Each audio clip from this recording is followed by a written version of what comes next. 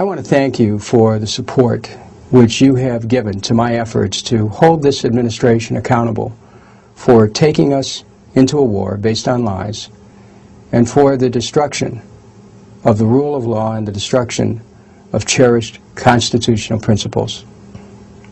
Because of your support, this Friday in Washington, D.C., I will make a presentation before the Judiciary Committee of the House of Representatives, at which time I will make the case that this President has violated his oath of office, violated United States law and international law, has separated our nation from our Constitution, and has taken us on a course that has been so profoundly anti-democratic that it has threatened the core of our nation.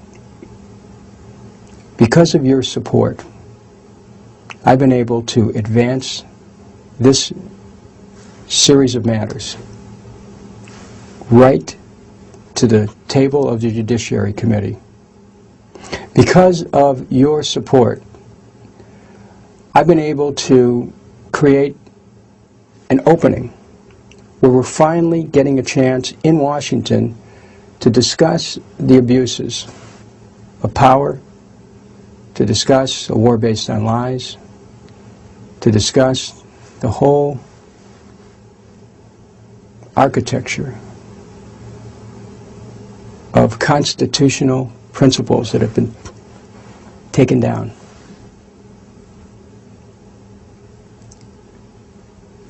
Every serious matter that faces the people of this country today can be linked to an administration which is not accountable.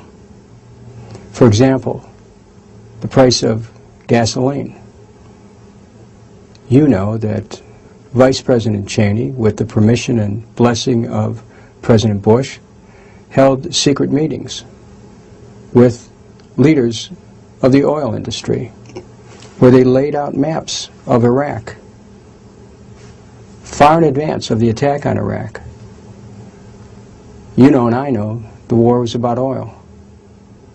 And if we can force the Vice President of the United States to have to testify, we can get the information that's necessary to be able to prove that not only has U.S. law been violated, but that the public trust has been under a continuous assault by an alliance between the White House and the oil companies.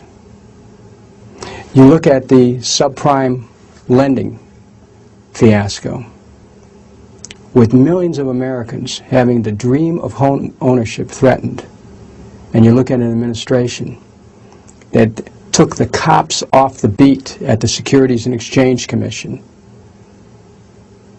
that enabled the Fed to look the other way when they should have been disciplining the banks. The American people had a right to expect that government would protect their interests. When you look at the shakeout in the stock market and all these small investors who are losing their life savings, again, the Bush administration and their alliance with interest groups, violating an oath of office, enabling these interest groups to steal from the American people over and over and over again. For the first time, we're going to have a chance to raise these issues in the Judiciary Committee in the context of a hearing at which I'm going to present the articles of impeachment so that the committee cannot say, well, they just didn't know. We're going to force this issue because of you.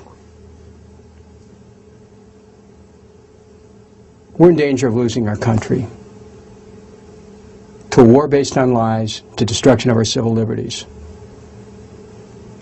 But it's your commitment and your willingness to stand up and speak out that has enabled me to take a stand and to say, not only are we going to save what's right and save what's dear to us, but we're going to hold this administration accountable so that it never happens again.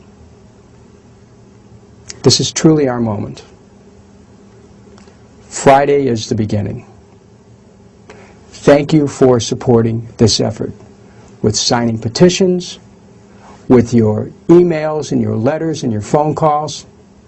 I pledge to you that I will continue my efforts to defend a way of life that the American people have a right to expect to have a government they can call their own, to expect to have a government that will tell them the truth, to expect to have a government that is worthy of the tradition of democracy. Thank you.